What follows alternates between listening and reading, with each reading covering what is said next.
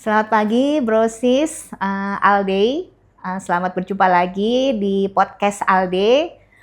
Belok kanan. Belok kanan adalah sebuah podcast yang diinisiasi oleh Alde yang singkatannya adalah Bincang Logistik bareng kawan seperjuangan. Oke, di podcast ini kita ingin membahas isu-isu yang mungkin sedang up to date ya Pak Imam, Pak Zaldi ya. Dan untuk podcast kali ini kita ingin berbincang-bincang terkait dengan Peraturan Menteri Kementerian Komunikasi dan Digital nomor 8 tahun 2025 yang saat ini memang masih dalam proses transisi untuk implementasinya, sehingga masih banyak mungkin yang perlu kita gali. Apa sih yang diatur di peraturan menteri tersebut, apa saja yang mungkin bisa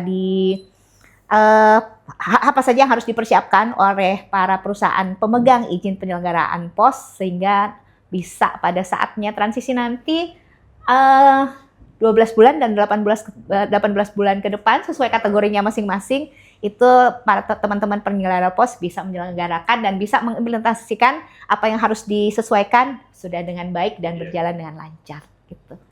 Ada bersama saya Pak Imam dan Pak Zaldi. Ya. Mau dimulai dari mana dulu nih Pak? Dari Pak Imam. Mau ngobrol salam. Oke, terima kasih. Terima kasih Bu Yusin, terima kasih Bro Zaldi, Sis Yusin dan Bro Zaldi gitu. Kalau kita Bro Sis biasanya. Jadi kalau bicara Permen 8 2025 ini kita mungkin ngelihat bahwa ini game changer yang goals-nya adalah agar industri pos dan kurir ekspres itu biar jauh lebih efisien. Itu tuh banyak sekali hal-hal yang diatur. Jadi kalau bicara Permen 8 nggak cuma 1-2 poin, bisa 1 sampai 10 bahkan lebih gitu kan ya. Tapi itu cukup untuk mengcover industri ini supaya lebih kolaboratif, lebih efisien, berteknologi. Ya, terus kemudian juga rules of games yang cukup jelas gitu. Sehingga ya kita bisa bilang impact-nya terhadap cost logistik nasional dan performance terhadap logistik nasional itu akan sangat besar ya. Jadi kenapa kita hari ini, pagi ini kita bahas gitu ya. Jadi ini diluncurkan Mei Bu ya? Mei kemarin. Diluncurkan Mei kemarin, kita discussion kira-kira apa poin-poin apa aja yang krusial untuk industri, poin-poin apa aja yang kira-kira bisa jadi pembahasan. Nah, makanya hari ini pagi ini kita coba bahas gitu. Nah, ini tentunya dari Bu Yusin ini udah expertnya dari bidang regulasi. Nah, kalau dari Bro Zaldi nih expertnya di industri pos dan kurir nih. Makanya mungkin gitu. Mungkin dari Bro Zaldi mungkin ada sedikit input atau apapun mungkin, silakan. Terima kasih Bos. Terima kasih banyak atas kesempatan buat ngobrol-ngobrol di podcastnya ALDI. Apalagi topiknya ini sangat menarik dan saya rasa hampir semua perusahaan kurir sedang fokus ke Permen nomor 8 ini gitu. Kalau kita lihat Permen nomor 8 ini kan dengan Permen terakhir dari Undang-Undang Pos ini kan cukup jauh ya jaraknya ya. Dan kita lihat ada kira-kira Permen terakhir Undang-Undang Pos tahun 2009. 2009 ya, Pak. 2009 itu belum ada sampai level permennya kan. Ya. Belum ada. Jadi kalau kita lihat dari 2009 sampai 2024 itu kan 15 tahun ya. 15 tahun. Dan selama 15 tahun itu kalau kita lihat di perusahaan kurir itu sangat berubahnya sangat cepat tuh kan. Betul. Dari 2009 itu kurir itu termasuk perusahaan yang madesu, masa depan suram, tiba-tiba boom gitu kan. Dengan begitu ada e-commerce langsung boom gitu nih kan. Dan selama boom itu kita lihat dari 2015 sampai 2024 itu juga di perusahaan logistik yang support e-commerce itu perubahannya sangat cepat gitu. Jadi yang dulu pemain e-commerce platformnya itu ada 5 lebih sampai 10, sekarang kita lihat Big Three-nya itu cuma ada Big Three gitu kan. Nah, jadi saya lihat memang Permen ini alhamdulillah lebih baik lambat dibanding nggak ada, tapi keluar juga dan sangat menarik di Permen ini mengatur cukup detail ya, ininya cukup detail. Jadi kita harapkan Permen ini bisa membuat standarisasi yang sama lah dari sisi service, harga dan lain-lain sehingga memberikan kesempatan level playing field yang hampir sama dengan semua perusahaan logistik yang sudah bermain di industri ini gitu Bu ininya. Itu sih saya ya walaupun terlambat akhirnya ada gitu nih ya. Ya. Mungkin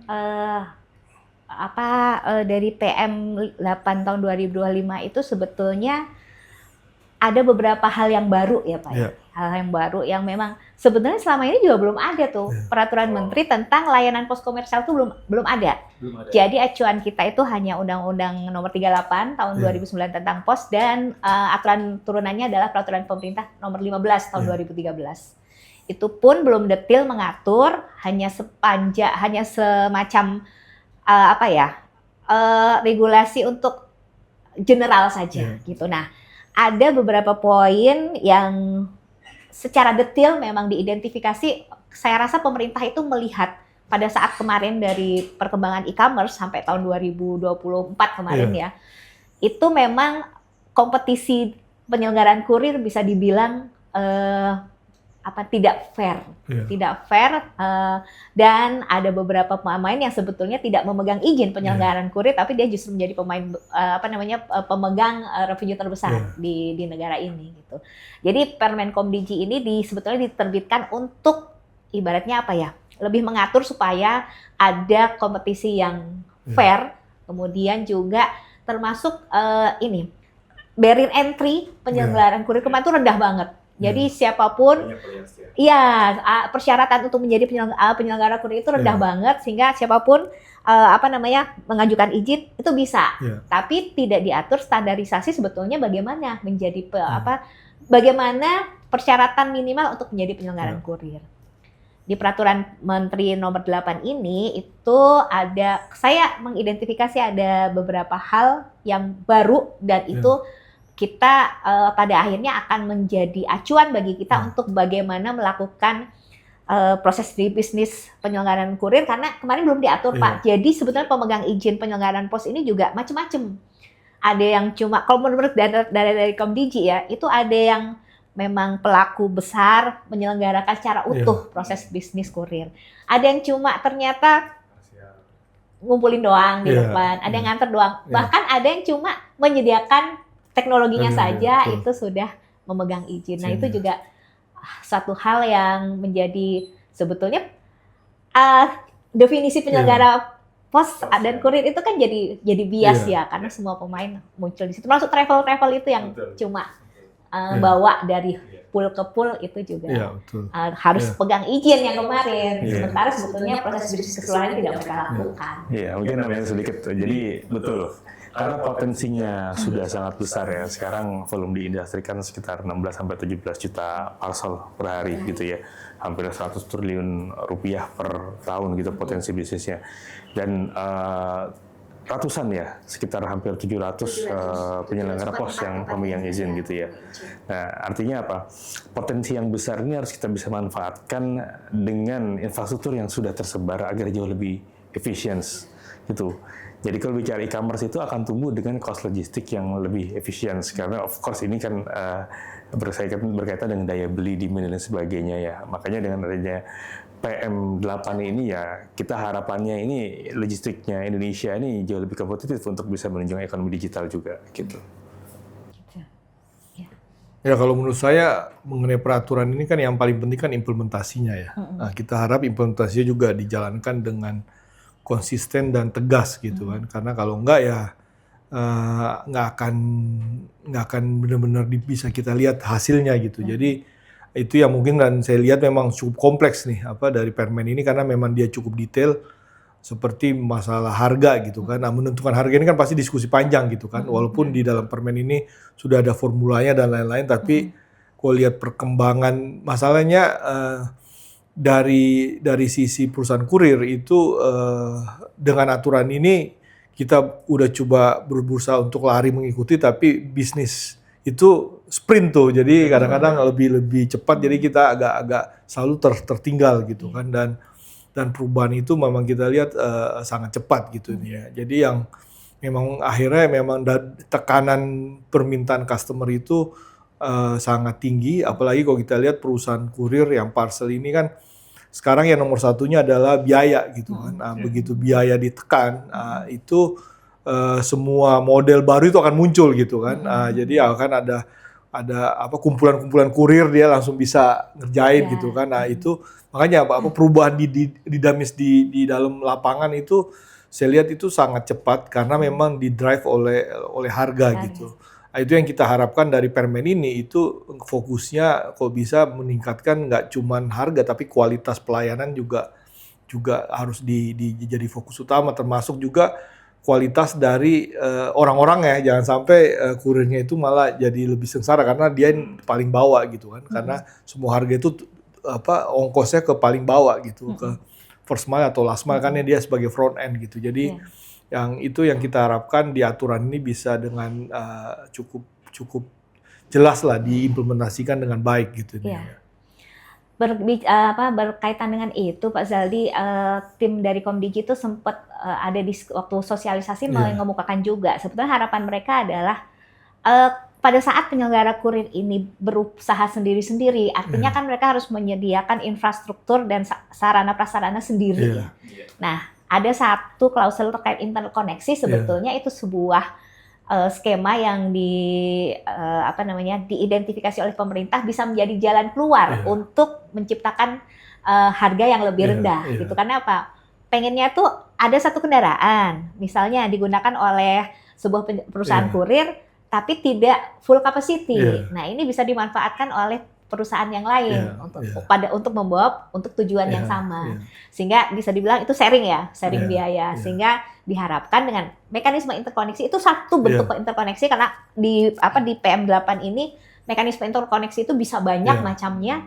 Itu adalah salah satu contoh, sehingga penggunaan bersama ini bisa diharapkan menekan biaya yang harus ditanggung oleh si penyelenggara kurir ini, yang pada akhirnya itu akan menekan HPP dari setiap penyelenggara kurir. Gitu. Jadi diharapkan reducing cost dan harga itu bukan dari praktis-praktis predatory pricing gitu, banting harga dan lain sebagainya yang tidak sehat, tapi diharapkan dari kolaboratif dan kemudian utilisasi dari optimasi dari utilisasi fleet ataupun kurir dan sebagainya gitu ya, dan itu disupport oleh PM8 gitu. Kira-kira apa lagi Bu yang relevan dengan tadi karena pada saat menggunakan infrastruktur dan sarana bersama, pastinya kan ada sebuah sistem yang harus diciptakan yang bisa menghubungkan semua penyelenggara kurir ya, sehingga proses bisnisnya tidak terganggu.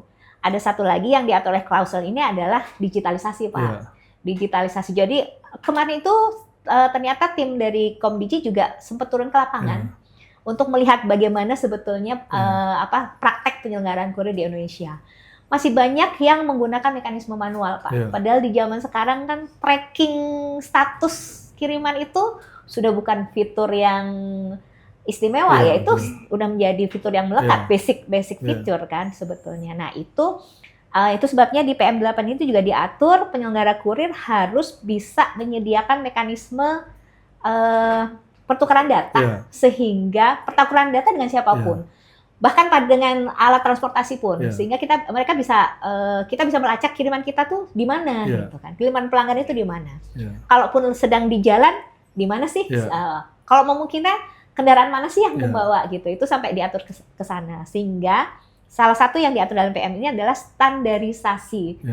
Ada satu lagi, kalau kita tahu perusahaan kurir A punya sistem seperti ini, perusahaan kurir B punya sistem seperti ini. Kan mereka mengembangnya sendiri-sendiri ya, Pak.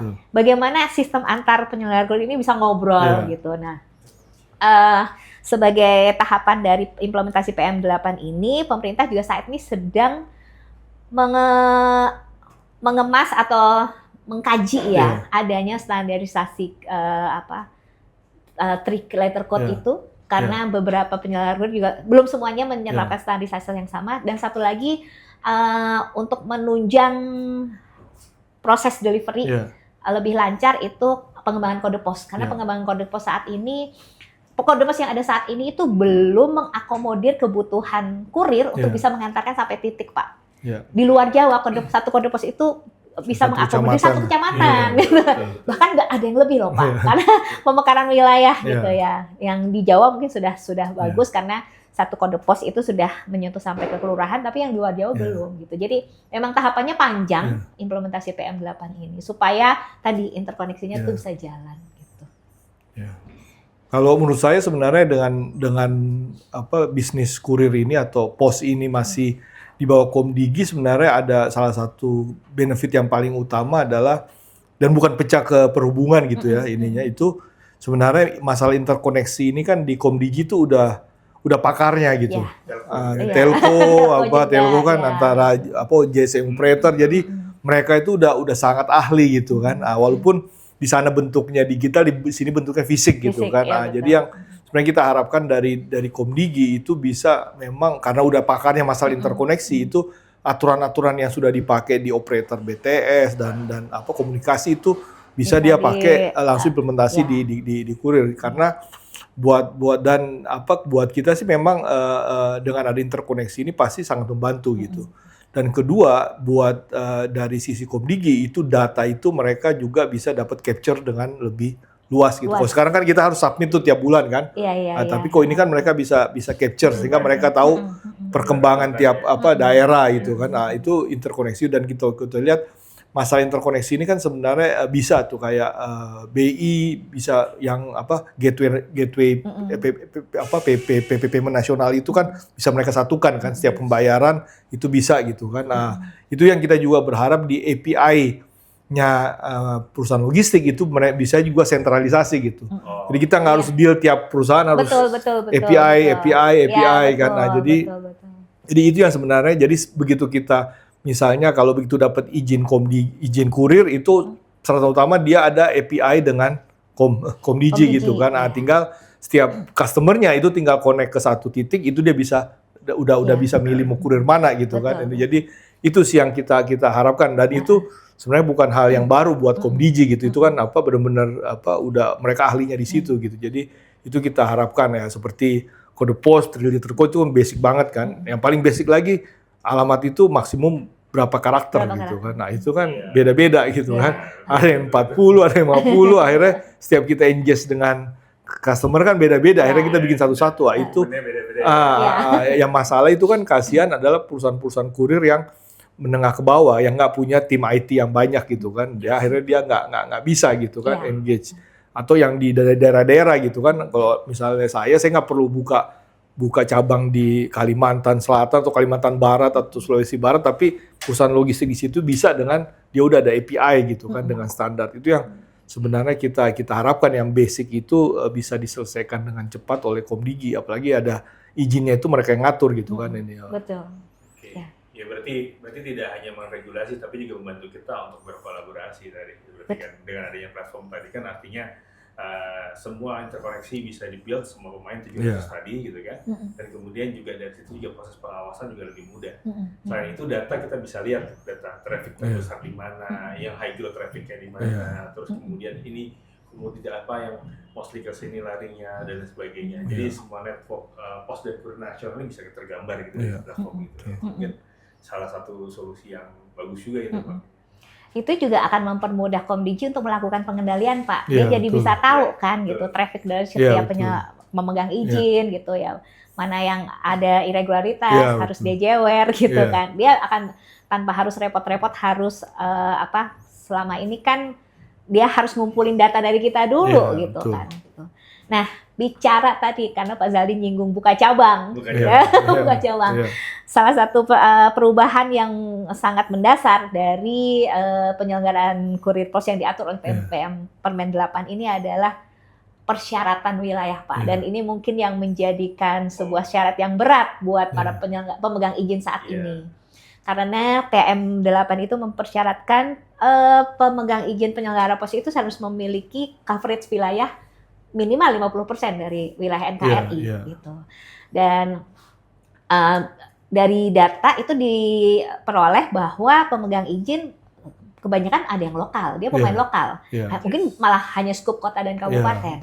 Nah, bagaimana persyaratan minimal ini bisa dipenuhi gitu oleh teman-teman yang memang bahkan ada yang UMKM Pak pemegang izinnya.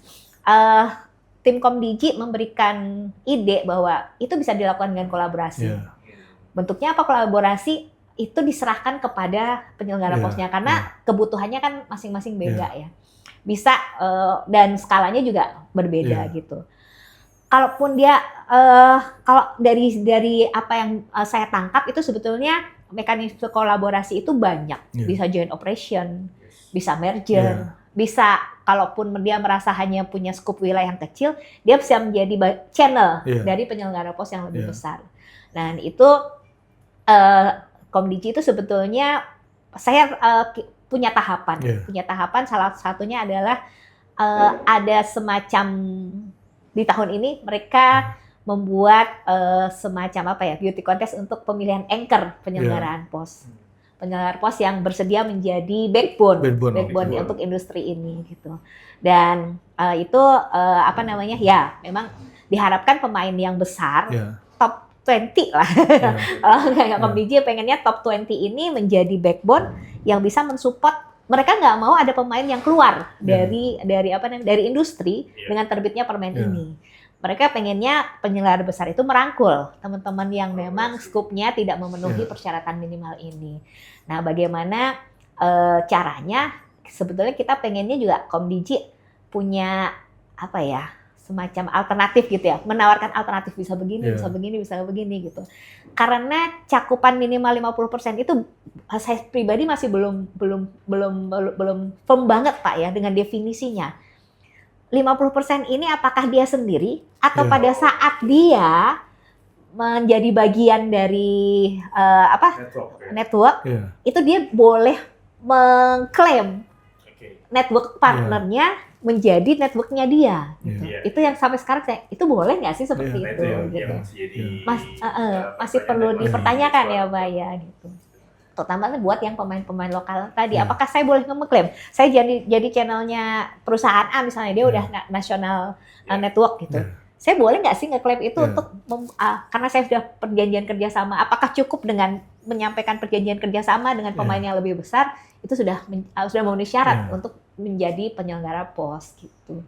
Itu yang masih saya masih bertanya-tanya tuh Pak sebetulnya. Itu karena memang kalau untuk perusahaan yang kecil di satu daerah untuk dia punya nationwide coverage, dia invest capex sendiri, of course biayanya besar sekali kan gitu kan. Ya betul. Nah, tapi kalau misalnya dapat hanya berkolaborasi dengan misalnya pelaku yang sudah punya coverage-nya lebih dari 50% provinsi, ya itu harusnya lebih mudah gitu untuk pelaku yang tadi yang di daerah itu. Dan juga akhirnya kan volumenya terkonsolidate kan.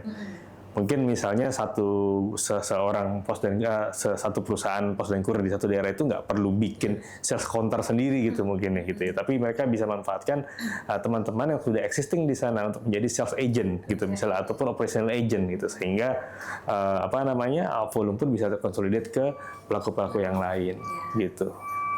Memberatkan nggak kira-kira nih?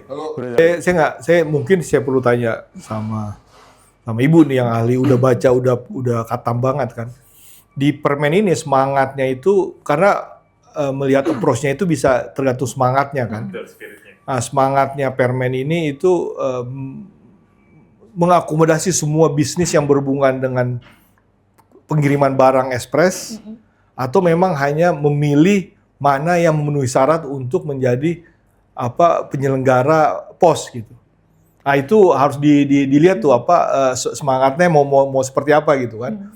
Karena dua itu kan pasti beda approach tuh ininya kan. Nah, kalau memang yang pertama artinya ya selama itu dia mindahin barang dari A ke B itu dia harus punya izin gitu kan. Nah, itu juga harus mengakomodasi bisnis yang sangat bergeraknya cepat gitu kan. Mungkin perusahaan lokal ini dia bilang saya cuma di ibu kota provinsi ini karena saya hanya menghandle intracity aja dia bilang. Saya nggak perlu tuh kirim keluar kota gitu kan. Nah, apakah itu bisa di cover apa enggak gitu? Kalau persyaratan 50%, kalau enggak ya dia bilang ya udah saya pakai izin lain lah kan. Apalagi kita tahu bahwa untuk melakukan bisnis door to door ini itu ada izin-izin lain gitu kan, bisa dari Depub gitu kan. Nah, ini yang sebenarnya kita mau lihat semangatnya itu kira-kira apa?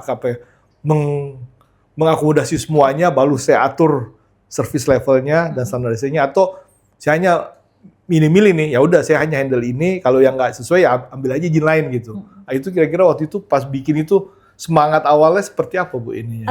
Kalau saya lihat sih sebetulnya penerbitan Permen 8 itu sebetulnya untuk membuat mengatur industri pos itu agar lebih transparan. Yang kedua, comply terhadap segala sesuatu ya. Kemudian yang ketiga adalah mengatur persaingan yang fair, Pak.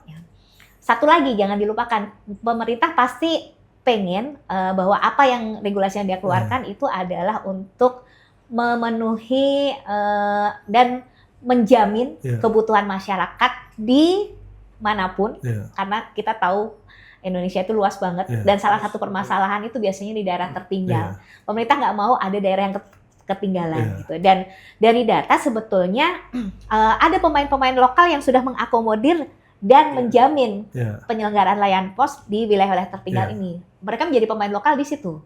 Jadi misalnya dari kota ke kecamatannya gitu ya itu. Tapi kan kemudian skema-skema ini karena tidak seragam ya Pak. Ada yang cuma pemain lokal, ada yang sudah coverage nasional, ada yang ada yang hanya fokus di di kota besar saja. Itu dirasa menjadikan alasan kenapa kemudian tarif itu tidak bisa dikompetisikan secara fair, karena banyak pemain yang cuma ngambil dari daerah untung. Mereka nggak mau ngurusin yang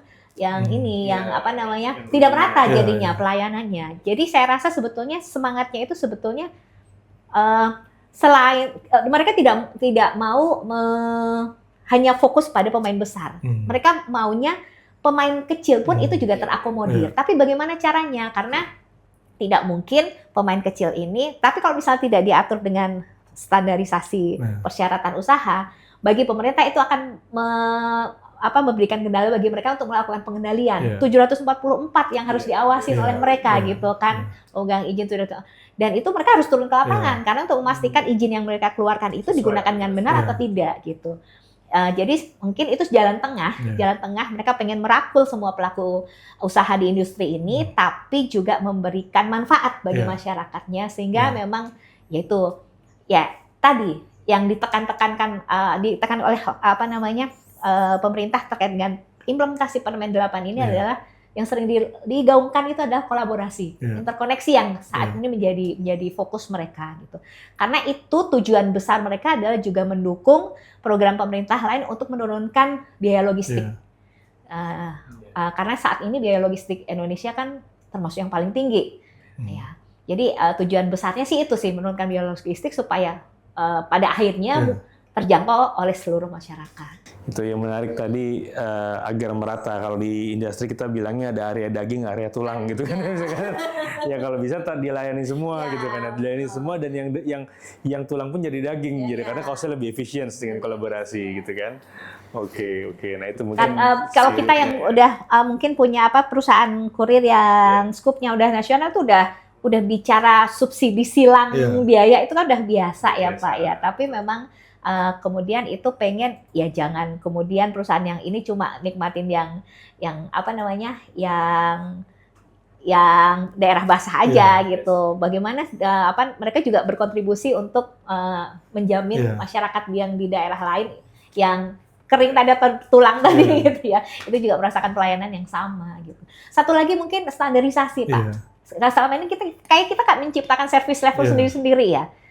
Perusahaan A punya service ini. Kadang-kadang kita cuma saya ngerasain yang layanan ini punya saya kayaknya head to head-nya sama perusahaan itu adalah yang ini. Kita tidak ada standarisasi sebetulnya. Service level itu belum diatur. Tapi memang saya melihatnya di Permen 8 ini masih belum detail ya Pak Imam ya. Dia hanya mengatur general ya. Kita belum bicara dalam satu provinsi kalau ternyata lokasinya itu ternyata di ujung tidak ada angkutan direct dan sebagainya, tidak terhubung secara langsung, itu belum dipertimbangkan di permen ini. Betul, satu kota pun kalau misalnya ada 10 kecamatan, ada satu kecamatan yang di ujung gitu kan. Dan ini harusnya kita bahas juga standarisasinya bagaimana gitu ya. Betul. Karena saya pernah menemukan satu case Pak. Lokasi itu dari sisi wilayah kerja pemerintah daerah itu ada di dalam kota, dan itu di Kalimantan. Tapi ternyata untuk menjangkau wilayah itu dia harus pakai boot, dan bootnya hanya satu minggu sekali gitu kan. Artinya kan service level 1 hari Iya. harus terjangkau, tidak bisa dipenuhi dengan kondisi lamanya seperti itu. Perusahaan kurir kan yang keluar tuh macam-macam tuh. Macam-macam. Ada yang kantong plastik, ada yang pakai ini, ada yang pakai itu. Akhirnya kan kita nggak bisa melakukan, karena persyaratan otomasi itu kan standar. Standar, Nah, begitu packagingnya macam-macam Iya. dan banyak yang nggak pakai kardus atau yang proper, itu kan akhirnya loading unloadingnya lama karena pakai kuli dan lain-lain. Efisiensi di dalam karung atau bagnya juga kecil gitu kan. Nah, itu salah satu memang harus dari pemerintah udah mulai melakukan standarisasi itu, packagingnya itu seperti apa gitu ya kan, sehingga handlingnya lebih cepat ininya, dan kerusakan barang akan lebih minimal lah ininya kan. Itu yang mungkin dari sisi data dan sisi physical itu, kalau itu dua sudah jalan, itu udah enak tuh buat kita berkolaborasi kan. Karena udah standar semua gitu kan, barangnya udah pakai dus semua rata-rata gitu kan, udah jadi enak dan udah kita tahu ukuran-ukurannya gitu kan ini. Ya, saya setuju dengan Pak Zaldi. Tapi standarisasi packaging itu PR kita juga untuk mensosialisasikan ke masyarakat, Pak. Betul. Masyarakat Indonesia itu belum terbiasa dengan standarisasi packaging. Ngirim yang penting dibungkus. Di truk ada bentuk kayak bulat, ada bentuk. Kita ruangnya kosong tuh. Iya, betul. Kalau semua bentuk kayak kotak kan ditumbuk. Ditumbuk ya, rapi, dan perusahaan kurir bisa mengatur di alat angkutnya kan bisa lebih optimal penggunaan alat angkutnya, Pak. Gitu. Ya memang bicara kurir itu memang harus komprehensif berpikir. Ya berarti kalau dilihat cukup banyak juga hal yang sangat penting diatur dalam permen ini, artinya sebenarnya juga harapannya juga permen ini juga mencakup nggak cuman saat ini perusahaan yang sudah berizin pos dan kurir ya, tapi semua yang melakukan aktivitas pos dan kurir ya gitu ya. Jadi sehingga konsolidasi industri itu terjadi secara keseluruhan gitu, seluruh pelaku baik yang besar atau yang kecil gitu kan. Karena kita penyelenggara kurir kan nggak bisa kerja sendiri ya. Ada alat angkut yang juga mensupport kita gitu kan, darat, udara, laut gitu ya. Dan itu memang saya rasa ini juga satu PR buat Komdigi sih sebetulnya, Pak. Karena kan ada beberapa tahapan dari penyelenggaraan proses kurir itu yang kita butuh support dari orang lain, pihak ketiga yang pengaturannya tidak di bawah Komdigi. Ya kan, seperti transportasi tidak di bawah mereka.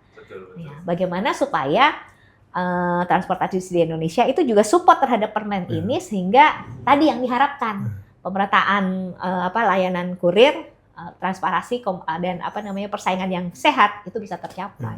Nah, ini kalau mengenai peraturan di kementerian lain, Bro Zaldi kayak sudah cukup makan asam garam nih, sepertinya bagaimana kompleksitas peraturan di industri ini. Kira-kira pengalaman gimana, Bro? Iya, kayaknya memang agak susah seperti yang bisnis logistik yang door to door aja kan bisa ada 2 izin kan, bisa pakai Komdigi sama perhubungan gitu kan. Nah, itu 2 hal yang investasi aturannya juga beda gitu kan. Nah, jadi itu yang memang seharusnya dari kantor Menko Ekonomi yang mengaturnya gitu kan, mana yang harus direvisi, apalagi kan itu kalau saya lihat di Depop itu kan cuman level permen juga gitu kan, jadi sebenarnya itu level menterinya bisa ngubah gitu kan.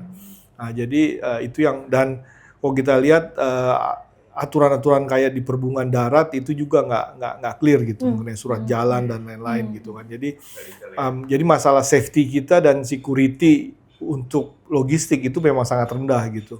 Kalau kita lihat aturan odol, itu kan aturan itu udah berumur 30 tahun gitu kan, tapi nggak pernah dijalankan kan. Overload, overdimensi gitu kan, sampai sekarang diundur-undur terus gitu kan. Jadi kalau kita lihat memang dari ketegasan untuk menjalankan aturan itu yang oleh pemerintah itu sangat penting, karena kalau ya seperti Ibu bilang, kalau nggak ada aturan kan nggak ada standar kan. Kalau nggak ada standar kita nggak bisa mengefisienkan gitu kan, karena memang sangat lepas gitu ininya. Jadi itu memang salah satu challenge di Indonesia, bagaimana membuat logistik itu lebih standar dan memang comply dengan aturan-aturan gitu kan. Termasuk ya masalah safety ya. Kalau kita lihat kurir sekarang tuh bawa barang kan ada yang panjang, ada yang pendek, ada ini kan, ada yang lebar gitu kan. Nah, itu kalau disenggol tuh udah selesai gitu kan ini. Jadi aturan-aturan itu yang sebenarnya yang kita harap bisa lebih tegas lah dijalankan gitu ininya. Jangan sampai kita nggak bisa comply dengan aturan, karena kalau nggak ada comply ya kita nggak bisa efisiensi ininya, karena nggak standar gitu kan. Apa artinya kalau kita bisa kardus, kalau udah ada standar packaging kan ininya, kirimannya ukurannya ini gitu kan. Artinya apa? Produsen karton atau kardus itu juga bisa udah tahu gitu kan. Oh, saya akan bikin lebih banyak ini karena ini standar. Akhirnya harga itu lebih murah gitu kan. Karena bikinnya tuh banyak gitu kan. Dan UMKM yang seller udah bisa tahu, oh ukuran saya ini harga sekian nih kan. Jadi dia udah ada predefined ukuran packaging sehingga membuat industri ini lebih efisien. Karena apa? Yang produsen juga udah tahu yang bakal banyak beli itu ukuran ini nih, ini. Ya kalau ada yang mau lebih ini nggak apa-apa, tapi lebih mahal karena secara jumlahnya kan lebih sedikit gitu kan. Nah sebenarnya kita lihat sih masalah ini aja, konsistensi untuk menjalankan aturan-aturan itu gitu ininya. Dari perdagangan dia bikin SNI palet kan. Nah itu dulu tuh nggak, setiap industri tuh punya ukuran palet masing-masing gitu kan. Nah, akhirnya mereka keluarin SNI bahwa palet itu ukurannya 1 kali 1,2 gitu kan. Nah itu membuat semuanya lebih jelas. Dari yang produsen palet, perusahaan racking, oh yang standar itu ukuran sekian gitu kan. Nah itu akhirnya bisa merubah proses itu jauh lebih baik lagi gitu sininya. Memang ini berat gitu buat awal ya, tapi penting ya realisasi ini. Betul ininya, kalau enggak ya kita juga susah gitu ininya. Kalau sangat menarik kalau kita lihat kenapa banyak startup yang transport exchange itu nggak jalan gitu kan. Nggak bisa berkembang dengan baik karena itu memang di perhubungan darat ini tracking ini memang nggak ada standar gitu kan. Ada CDD banci, ada CDD long gitu kan, ada makin lama makin dimodify. Jadi begitu datang, wah saya kok truknya yang datang sama-sama double tapi beda gitu kan. Nah, ya karena nggak standar nih Pak. Jadi itu yang akhirnya membuat logistik kita benar-benar nggak efisien gitu. Termasuk jadi lari ke warehouse-nya juga ya Pak ya? Iya betul. Kendaraan datang dengan ukuran yang beda, yang satu lolos masuk, yang satu tentunya sangat rendah gitu. Jadi ya karena tidak ada standar. Nggak ada standar itu. Sekarang kalau kita mau bangun loading dock kan, ini saya tingginya berapa nih? 1,2, 1,1 meter atau berapa biar pas kan? Dengan truknya gitu kan. Nah itu juga beda-beda gitu kan. Nah jadi karena nggak standar itu akhirnya satu cycle itu memang akhirnya nggak efisien gitu. Ya itu mungkin penyebab biaya logistik di Indonesia tinggi ya Pak ya. Semua selini itu belum diatur sehingga kayak kita harus menyiapkan berbagai opsi yang kemungkinan datang ya Pak ya. Itu kan sebuah biaya untuk menciptakan infrastrukturnya tinggi. Saya bisa bilang pengusaha Indonesia ini sangat kreatif gitu kan ya. Jadi sehingga saking kreatifnya kadang banyak hal-hal yang diimprovisasi. Tapi at the end kita harus lihat mana yang jadi competitive advantage untuk perusahaan itu sendiri, mana yang kita bisa gunakan untuk jadi industri standar. At the end bisa besar manfaatnya gitu ya. Oh, ini udah lumayan banyak tadi poin-poinnya, kayak permen 8 itu lumayan sapu jagat ya kalau saya lihat. Banyak banget Pak. Sapu jagat dan mungkin saya sendiri juga belum katam lah Pak, cuma maksudnya beberapa hal krusial yang memang harus kita persiapkan karena Komdigi hanya memberi waktu kita pemain existing itu hanya pemain existing malah lebih lama ya, 18 bulan. Ya, kalau pemain baru 12 bulan untuk menyesuaikan dengan semua yang diatur di Permen 8 ini. Gitu. Terakhir juga saya lihat juga ada aturan mengenai kemitraan ya, betul, kemitraan. Nah ini kan karena kemarin pas sebelum Lebaran itu kan lumayan rame nih mengenai kemitraan nih kan. Iya. Di sini juga ada peraturannya Bu ya? Ada. Jadi sebetulnya gini, mungkin di pelaku kurir itu kan bisa dibilang volume kan berfluktuasi ya Pak ya. Sehingga mungkin untuk meng-hire seseorang menjadi pegawai tetap dengan kondisi fluktuasi produksi yang tidak stabil ini agak sulit bagi perusahaan kurir untuk bisa memprediksi berapa sih sebetulnya tenaga kerja yang mereka butuhkan gitu kan, karena bisa dibilang udah terlanjur rekrut banyak ternyata produksinya produksinya sedikit, itu kan menjadi beban perusahaan itu juga. Pada akhirnya itu akan berdampak pada harga juga gitu ya. Jadi mekanisme kemitraan menjadi pilihan, tapi di beberapa perusahaan menjadi tidak fair buat mitranya karena belum ada standarisasi juga pengupahannya ya. Pengupahan benefit atau imbal jasanya belum ada standarisasi juga. Dan itu diserahkan kepada para pelaku usaha kurir ini. Ada satu pengaturan yang dicantumkan di Permen 8 itu adalah mekanisme kemitraan, tapi mendorong para mitra itu untuk memiliki izin usaha NIB perorangan. Iya. Dengan KBLI yang bisa diambil itu adalah KBLI agen pos jasa kurir. Sebetulnya itu memberikan benefit yang bagus sih buat mitra. Kenapa? Dengan memiliki NIB itu dia udah dianggap sebagai pelaku usaha. Dia bisa memperoleh benefit, misalnya mendapat kredit dari pemerintah, atau mungkin dia perlu motor gitu, dia bisa mengajukan kredit karena udah ada NIB, dia akan lebih mudah mencapai. Dan untuk kaitannya dengan perikatan, itu dia dianggap bukan lagi perorangan yang bukan seperti dia dianggap mitra sejajar karena dia sudah adalah pelaku usaha.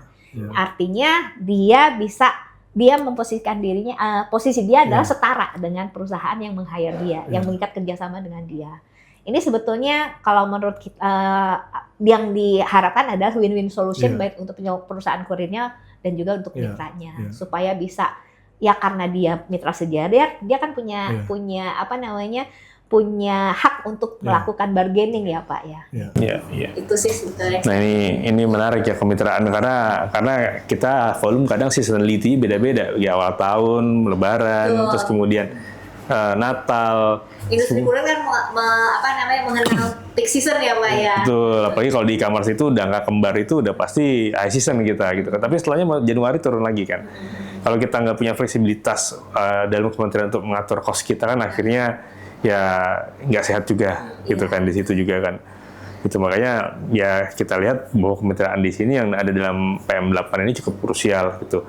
Dan nggak hanya kemitraan perorangan, kalau saya lihat juga ada mitra kelompok perorangan ya kalau nggak salah. Artinya tadi kalau di podcast terakhir itu kita bahas khusus mengenai kemitraan, artinya tadi kemitraan yang sudah memiliki NIB ini potensial menjadi pengusaha yang memilih kelompok para mitra perorangan juga, gitu kan. Jadi NIB itu kan semacam kayak identitas berusaha ya Pak ya. Dia misalnya dia udah punya NIB kan, dia pengen usaha yang lain juga bisa gitu kan. Gitu. Tidak tentu saja tidak selamanya dia pengen jadi kurirnya. Mungkin dia pengen menaikkan menciptakan usaha sendiri gitu, dia udah bisa. Dan juga tadi dari yang Pak Zal disebutkan tadi mengenai harga gitu ya kan. Artinya harga ini juga sudah diatur di sini dan itu sangat penting untuk menentukan tadi imbal jasa standar industri berapa sih, yang layak berapa sih. Makanya harga yang layak itu kan juga dibentukkan komponen cost-nya adalah tadi imbal jasa yang baik gitu kan. Gitu. Ya memang menarik sih kalau kita coba mulai pakai NIB ini ya kepada rekan-rekan kurir yang selama ini kan dipakai cover mitra ya ininya kan. Nah, buat saya sih ada dari dua sisi, memang posisi mereka lebih kuat. Yang kedua sih sebenarnya dengan NIB ini bisa jadi dipakai untuk mendapatkan NIB itu salah satunya adalah persyaratan untuk standarisasi gitu kan. Nah, makanya mungkin bisnis buat ALDI lah bikin LSP khusus untuk agen kurir gitu kan. Nah, bagaimana cara safety driving-nya kayak gimana, cara ini, itu bisa tuh bahwa dia bisa dapat NIB setelah dapat LSP misalnya kan. Nah, itu saya rasa sehingga kita mendapat kualitas yang sama gitu. Nah, lalu yang kedua juga saya nggak tahu nih apakah NIB juga itu bisa kita pakai untuk menfilter atau yang red flag gitu. Kurir ini masalah nih kan, artinya NIB-nya bisa diblok nih kan. Scoring-nya jadi ada masalah gitu kan. Nah, itu kalau seperti itu kan jadi win-win tuh kan, dari mitra kurirnya ini bisa lebih bagus kualitasnya dan juga posisinya lebih bagus, tapi dari sisi perusahaan juga dia mendapat jaminan ya saya akan kerjasama dengan partner yang memang benar gitu kan. Nah, mungkin dua sisi itu yang harus kita mulai coba kerjakan gitu kan. Kalau itu bisa saya rasa akan win-win tuh, bisa lebih cepat ininya. Saya jadi ingat karena Pak Zaldi menyinggung soal sertifikasi Pak. Itu satu yang diatur juga oleh Permen 8. Karena pelaku sebetulnya yang diharapkan memang semua terstandarisasi ya. Artinya pelaku usahanya yang melakukan aktivitas dari seluruh proses bisnis, collecting, processing, transfer, delivery itu juga diharapkan punya sertifikasi semua, Pak. Itu sebabnya memang benar tadi yang Pak Saldi bilang, Aldi bisa memfasilitasi anggotanya untuk membuat semacam event untuk sertifikasi bagi mitra-mitranya gitu. Dan kalau bicara NIB kan satu yang kadang-kadang suka buat setelah ini diluncurkan itu menjadi kendala. Susah ngurusnya. Sebetulnya NIB itu muncul bukan adanya Permen 8. Sebelum ada ini pun sebetulnya sudah disarankan perorangan itu mengajukan NIB untuk usaha apapun gitu. Setahu saya gratis. Dulu sempat ada biayanya 50.000, tapi saya sempat baca media berita-berita di tahun 2025 ini pengurusan NIB itu gratis. Itu apply-nya kemana, Bu? Ke OSS. Sistem OSS. Jadi OSS. Sekarang mekanisme perizinan berusaha itu sudah diakomodir dalam OSS, satu sistem OSS berbasis risiko namanya. Online System Service ya kalau nggak salah, saya lupa itu. Dan itu juga semua kementerian, institusi yang menangani perizinan berusaha itu semuanya sudah menggunakan sistem itu. Tinggal mau menggunakan KBL berapa. Kalau untuk yang kurir dan tentu saja yang KBLT 53202 itu ya. Perlu sosialisasi lebih masif lagi. Banyak banget benefitnya kalau kita para kurir ini, para mitra ini ber-NIB ya. Ber-NIB ya. Mungkin kalau di tahap awal mereka belum familiar ya, mungkin memang perlu juga perusahaan kurirnya memfasilitasi bagaimana sih gitu. Bagaimana teknis untuk registrasi seperti apa gitu. Mungkin kita udah coba itu gampang kok, Pak. Kalau mungkin perusahaan kurir kan sebenarnya nih benefitnya apa nih, ada pengurangan pajak atau apa, itu pasti mereka kan cepet tuh. Kalau ada cost saving di ini kan, dari mitra saya pindahkan ke NIB, saya bisa dapat saving ini, kurir dapat plus ini, udah akan cepet tuh. Tapi kalau mungkin itu yang harus lebih dikomunikasikan gitu kan, begitu bisa nih PPh 21-nya lebih rendah atau apa, sehingga itu akhirnya perusahaan juga mengencourage gitu kan ininya. Mungkin buat ide podcast berikutnya Pak Imam tentang boleh. pada manfaat, manfaatnya manfaat gitu. untuk kita punya NIB gitu ya. Nih, jadi podcast kemarin kita diskusikan mengenai kemitraan, tapi masih garis besar gitu kan. Kemudian di sini di satu industri nih contohnya praktikal. Karena kemitraan itu kan nggak cuman pos dan kurir gitu ya. Para orang reseller itu jangan kemitraan gitu kan. Terus kemudian outworker juga banyak kemitraan. Nih khusus industri ini kita bisa bahas next step-nya apa nih? Apa yang harus dilakukan? Nah mungkin bisa bikin nanti kita kayak kayak short video aja gitu, gimana caranya. Satu, pertama kurir untuk mendaftar NIB, yang kedua apa yang bisa manfaat didapatkan gitu kan ya. Gitu. Betul itu ya, dan kita gaungkan ini ke semua para pelaku nih sehingga komunikasinya very clear gitu. Teman-teman harus memiliki NIB karena manfaatnya ini, dan kalau dapat manfaat ini akan ada potensi untuk bisa jauh lebih berkembang gitu. Menarik. Wah, banyak banget yang kita bahas. Banyak. Banyak sekali. Banyak. Kalau saya baca satu-satu memang cukup detail, cukup banyak, tapi memang nanti kalau kami lihat mungkin challenge-nya adalah bagaimana tadi eksekusi dan implementasi ya, Bro Zaldi ya kan. Mungkin dari Komdigi ya perlu diskusi dengan asosiasi, dan ini dari sekian banyak aturan mana yang jadi topnya prioritas gitu kan. Prioritas di tahun 2026 misalnya, sehingga nggak mungkin semua dikerjakan kan akhirnya. Betul. Jadi kita nih dan sama-sama melihat bahwa urgensinya kenapa ini nomor 1 atau nomor 2 gitu kan. Karena kan ada sisi urgensi kan. Kalau misalnya urgensi misalnya ada satu poin misalnya green, buat kita ya itu nggak urgensi bener gitu kan. Nah jadi nggak usah fokus ke situ lah. Tapi ada hal-hal yang memang kita sepakati, ini top 3 yang kita akan bareng-bareng dengan Komdigi buat ini yang kita akan push gitu kan. Jadi itu yang mungkin saya belum lihat sih dari Komdigi untuk ini prioritas saya nih yang mana gitu kan, karena memang cukup banyak banget di iniin gitu kan. Saya baca sampai muntah, ini mau dikerjain yang mana nih. Banyak banget. Ya, tadi ada interkoneksi, standarisasi pun tadi kalau bicara SLA rute ribuan kan gitu kan, rute ribuan. harus satu-satu kita breakdown. Tadi kita temukan, daerah yang nggak mungkin terjangkau 1 hari, harus 2 hari karena harus lewat kapal atau boat gitu. Itu kan pembahasan yang memang harus detail, teknis, praktikal di lapangan gitu kan. Ya itu yang mungkin harus dikejar lebih dulu gitu ya, hal-hal yang standar, standarisasi, praktikal untuk menunjang interkoneksi gitu kan ya. Gitu. Apalagi stakeholder yang terlibat dalam penyelenggaraan kurir ini banyak, banyak sekali gitu kan. Jadi memang ya satu demi satu semoga permen ini bisa menjadi pendorong untuk instansi lain yang terkait itu juga menciptakan regulasi yang bisa menstandarisasi para stakeholder mendukung penyelenggaraan bisnis kurir ini. Oke. Mungkin udah cukup lama nih kita kayaknya. Mungkin dari Bro Zaldi, Pak Zaldi, kira-kira mungkin closing statement mengenai Permen 8 ini ataupun harapan buat industri pos dan logistik. Kenapa kita bahas pos kurir dan logistik ini? Karena ini very crucial untuk ekonomi digital ya. Jadi e-commerce growth, kemudian digital economy growth, ini very depends on industri ini gitu. Mungkin silakan. Kalau dari saya sih memang permen ini keluar dan cukup detail, dan saya lihat lebih banyak positifnya lah dari permen ini untuk dijalankan. Cuma buat eksekusinya ini memang kita perlu smart karena bisnisnya berubah ya. Bisnisnya berubah kalau tadi Bro Imam bilang 16-17 juta, dulu kayaknya saya 10 tahun masih 4 juta, 5 juta gitu kan. Tapi dari 4-5 juta dulu, 5 juta itu market share-nya itu belum ada yang mencapai 20%. Dengan 16-17 juta, di mana banyak pemain yang udah market share-nya di atas 50%. Nah itu komposisi itu akan berubah gitu kan. Karena karena bisnis kurir ini adalah bisnis based volume, itu pasti akan di-drive sama volume gitu kan. Nah itu yang memang harus cukup strategis dan taktis bagaimana menghandle ini, karena market share ini mempengaruhi gitu aturan mana yang akan dikerjakan gitu kan. Nah ini yang kita minta Komdigi bisa fairness-nya ada di situ gitu kan. Untuk kalau yang majority aja nggak berubah ya kita akan susah minta yang lain berubah gitu kan.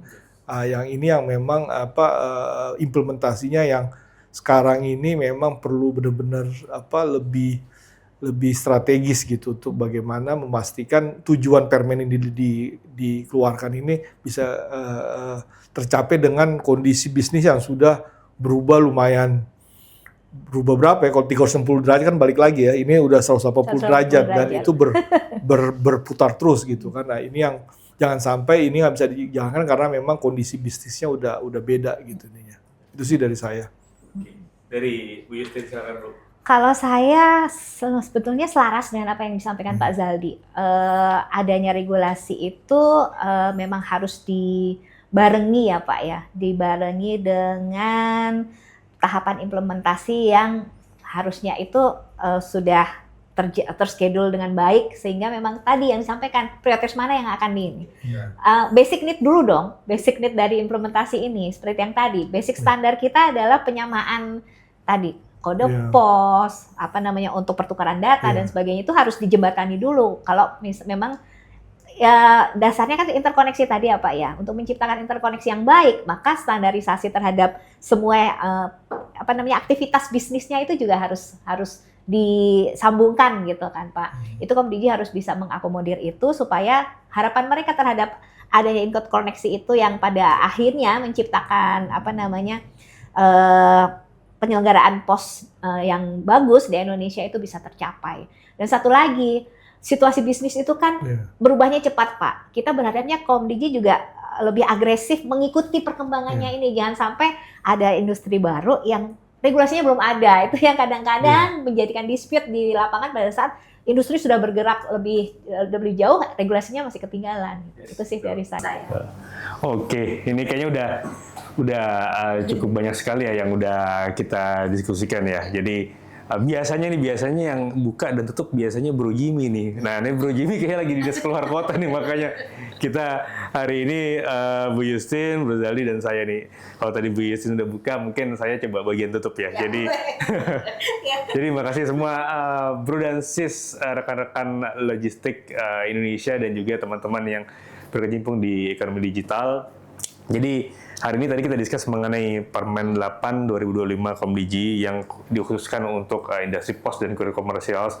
Dan tadi again banyak sekali hal-hal yang mungkin bisa bermanfaat untuk industri ke depannya untuk membuat industri logistik Indonesia jauh lebih kompetitif, lebih sehat dan lebih dinamis. Nah, itu aja mungkin hari ini perbincangan kita. Terima kasih. Sehat-sehat semua. Wassalamualaikum warahmatullahi wabarakatuh.